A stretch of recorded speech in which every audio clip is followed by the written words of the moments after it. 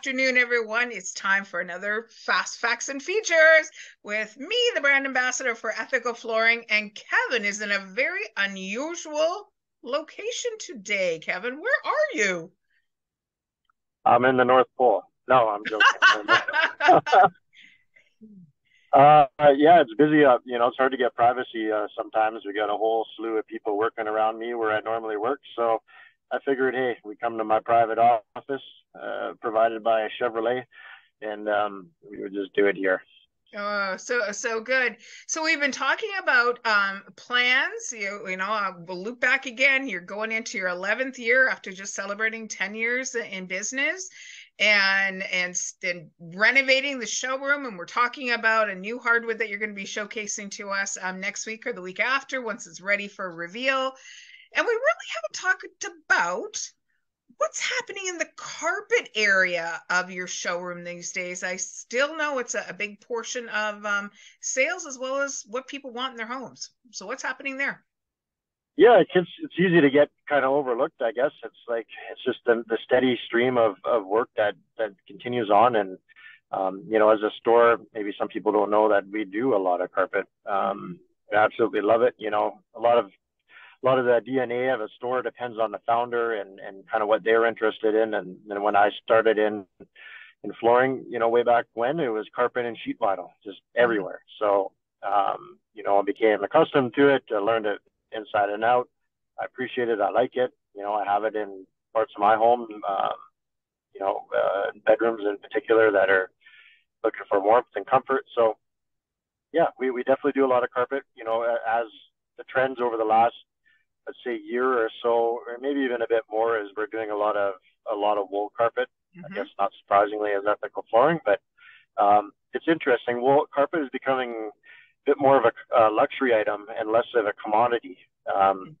Before it used to be you do the whole house, and it would be, well, what's the cheapest carpet you can get, because we're doing a lot of square footage. But as a section of the home that it gets installed into kind of gets pared down, the average value that people are willing to put into it to get something nice is Mhm. is going up. So I think that's where the wool carpet has really started to take off.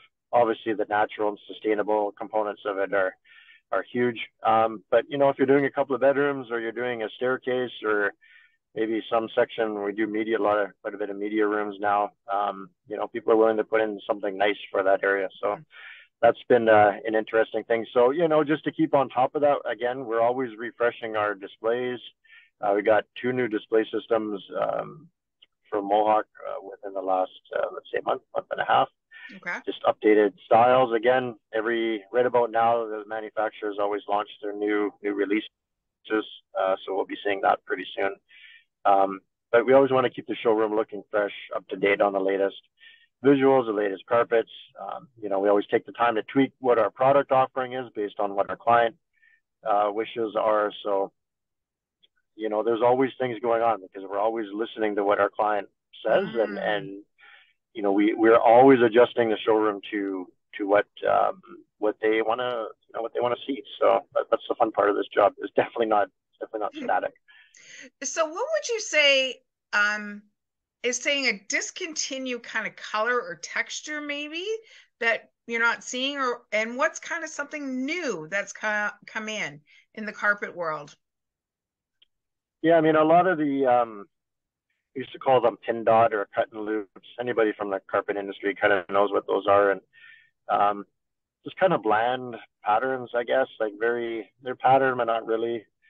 Seen some of those fall off, and obviously, as the whole flooring industry's got more design focused, as you're aware, Mm-hmm. um, the carpet has followed suit, right? So people are demanding more intricate patterns, things that have more visual appeal, that just more interesting to look at, and so we continue to see upward trajectories in that, and less so sales in kind of the more bland or plain. Um, when I started selling carpet, I'd say 90% of what I sold was beige, cut pile, just kind of standard carpet, right?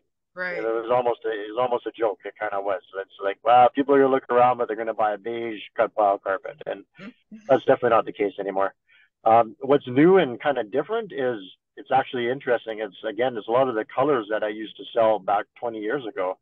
Hmm. So we see some of the new releases on the carpet. So every year they kind of update, or every couple of years they update the colors available on a particular carpet line. And we're seeing a lot of very interesting colors, blues, greens, a lot of more vibrancy than what we used to even just 2 years ago, where everything was gray or some sort of muted earthy type tone, and those are definitely still available. But we're starting to see these pops of interesting, vibrant colors. Now, I don't know if people are going to buy them in Vancouver. We're kind of less inclined that way to be so bold with our floor color choices. But the manufacturers see, they obviously poll the design community and say what's going to be the trend for this year, and that's what they put out. So that's very interesting to me to see these colors that I haven't seen in a very long time.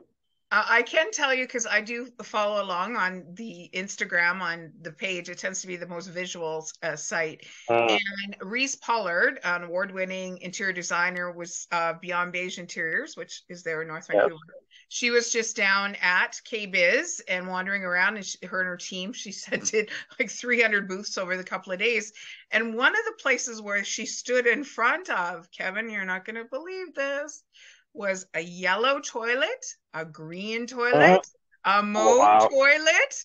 So what's going around is coming around, because I can remember when my grandmother renovated her bathroom I'm going to say at least 30, 40 years ago. And of course, it was avocado was the color to put into your bathroom. So what goes around, and it could be because us baby boomers want to experience a little nostalgia, but we wanted, and of course, these were very sleek looking toilets. But I looked in the background at the picture and went, is that really a yellow toilet and a pink toilet and a mauve toilet and a green toilet? Well, I say why not? Let's have fun. Everything has been so black and white and gray for so long. In flooring and also in design. My wife, she likes the real estate, looking at houses all the time, and not so much recently, but I remember in the not too distant past, she'd bring me pictures of new homes, and she says, "Do you think this is a black and white picture, or is this actually how the home looks?" And there's zero color. There's zero color in the home, like whatsoever, right?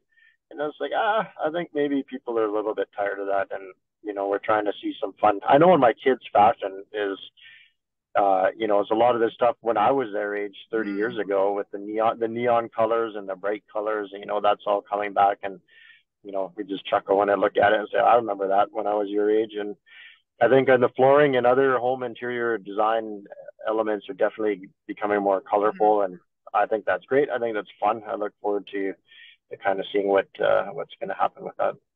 Yeah, that they come in with the yellow toilet and they go, okay, in the bedroom, we want this lovely yellow carpet that they're going to be seeing from the ensuite. So there's going to be a challenge for you, Kevin. So great update today. About the carpet section in the next couple of 3-4 weeks. We'll get Kevin into that area of the store as the new racks come in and the new samples come in and show that.